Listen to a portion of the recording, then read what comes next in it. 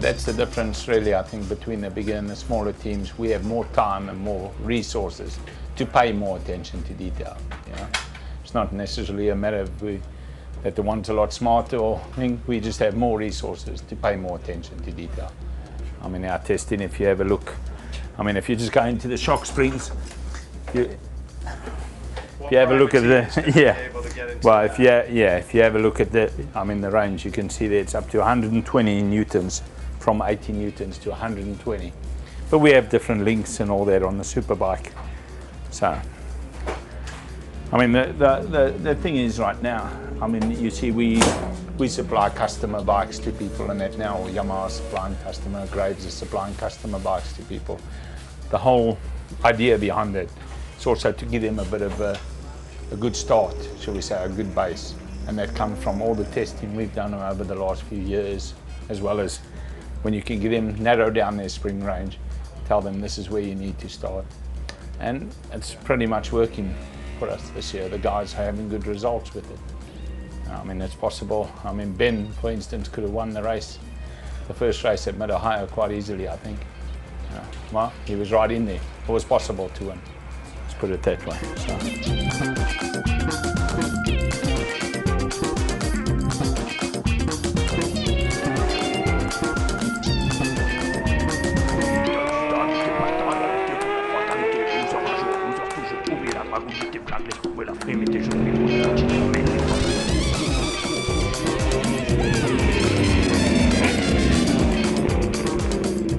Every Thursday before the race weekend, yes. So each race, it's just a real quick service that I do on them.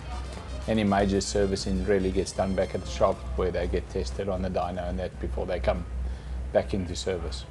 So you're not really like changing shim stacks and all that kind of stuff? No, that we save that, we prepare that stuff normally when we go into a test, and we'll prepare that stuff before the test, run it on the dyno, and then go out and test it at the track. And then with our extra parts which are in the drawers there, we'll build our optionals from that.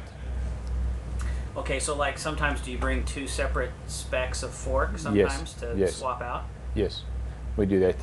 Actually, for this weekend, we have two variations of fork for Josh Hayes to try, to make his choice and see what he wants to use for the weekend. And is this based on testing or what you did recently at Mid-Ohio? Yeah, well, it was based on the testing that we did before Mid-Ohio. Oh, okay, at Barber? Alabama, yeah, at Barber, yes. Right. Okay, and did you race any of those at Mid-Ohio? We raced one version on Saturday and one version on Sunday.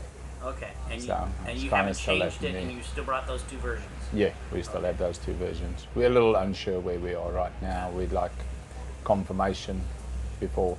You know, we always try to keep with our baseline, and new versions really have to prove themselves more than one circuit and one race weekend. You know, we're all human and we deal with emotions too, but we like to go for a longer period of testing to get more facts out of it. Okay, well, so over here, as I back up and pan away, here we have fork stuff. So what are we going to do? Well, we're going to service a set of forks for the bike. These are the ones that Josh raced on Sunday. So these are the ones that they were done shortly before we put them in the bike on Sunday. So we're going to do our normal basic service, and then they'll be ready for the start. And we'll keep them, if we have no problems, we'll keep them like that for the weekend. So what does a service mean? What does that mean to you? Well, we'll see, yeah. It's just a basic clean of the seals and the bushings. So we have minimum amount of friction in the forks. Yeah. So you're taking the preload off there? Yeah, that's what I just did. I just took the preload off, and with that the caps are a little basically hand tight, so they come out. And the next thing I'll do is I'll remove the spring.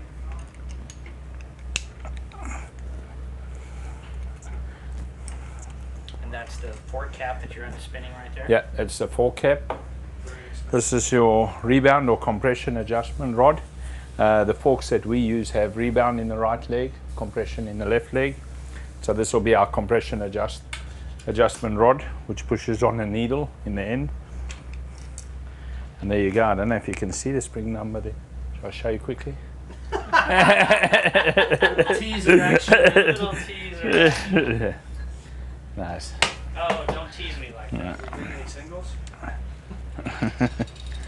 Well, there you go. What does that say? I can't see. I can do. I can't either. My arms are not long enough anymore. I'll tell you what, it's not bad. Yeah. Okay, so now that bad boy's full of oil and such, right? Right. Yeah, we have our regular oil level in here now. And what's the black thing sticking out? This is actually the cartridge. This is the piston rod from the cartridge. Oh, okay. You can see these are the pressurized forks. You know, as you can see, even though these forks have done only one race, you see if you see that white cloth there, this is all brake dust. And well, as you know, brakes is all about friction, and friction is really our enemy. So I mean, after just one race, 21 laps or 23 laps in total, we have a fair amount of brake dust in there. That's brake dust. Yeah, brake pad dust, shall we say. I mean, I'm just going to spray a bit of contact cleaner onto the cloth to help me get it clean. I don't spray it directly onto the seals or the bushings.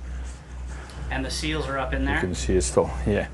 There you can, here's the oil seal, and behind that is the main bushing. If you look further along the fork there, you'll see the second bush. And the oil that I was speaking about was the oil between those two bushings. Okay.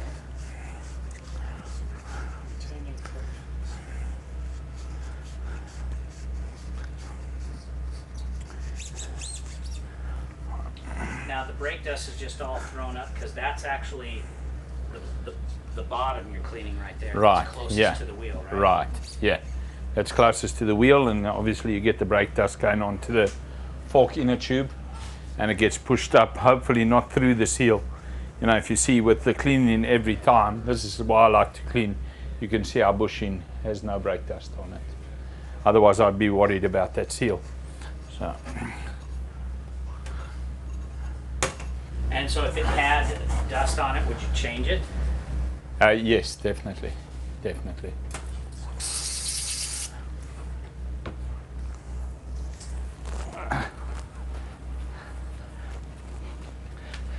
Does dust like that cause stiction? Yeah, that causes stiction, and we're trying to control, we don't want to control the fork with friction or stiction. We want to control it with damping, because we have control over that. Once it gets to stiction or friction, we can never control how much there is or not. So we prefer to do it with the valve inside the fork. Do you ever polish the chrome tubes? Yes, yes we do. We have in the past. I mean, these days the original equipment is really so good. If you look at the finish on the chrome tubes, it's really, really good. You know, if you can hold it up to the light, you can actually see how good the finish on it is. And the standard tubes these days are really good.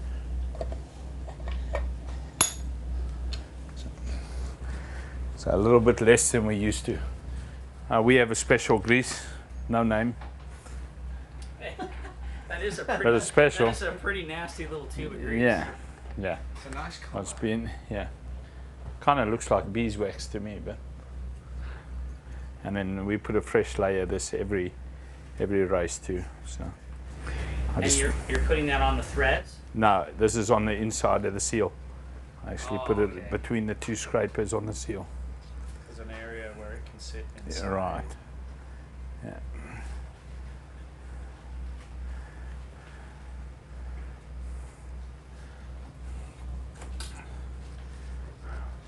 Hey Jim, you have a setting sheet for me yet? Yes, I do. Okay. Yeah, that's kind of what happens is Jim Roach, the crew chief, will bring me a setting sheet for the weekend.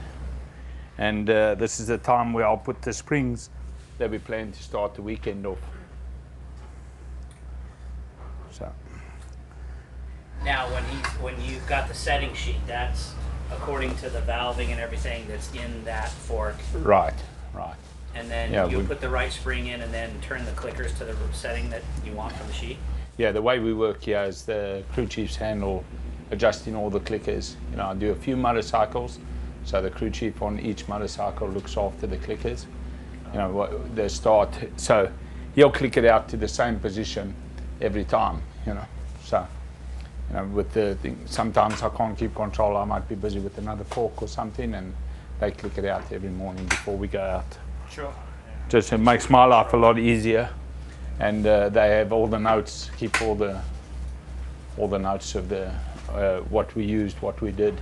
As I make changes during the session, I'll discuss it with them, and they'll make a note. So they have, at the end of the weekend, they have all the notes of where we went and how we did it, and they'll control it. I'll just change clickers from the fixed start point. So I'll go 2 in or 2 out, or 1 in, 1 out, and that's how we'll keep it. And then the same would apply on spring changes. Yeah. Spring changes, all that I'll do in that, but they keep the notes on all that. So all our notes from last year, whatever, before we came out here, you know, Jim and myself would have gone through what we did in the past, what happened last year, what we plan to do for this year, concerning how our setup has changed from last year. So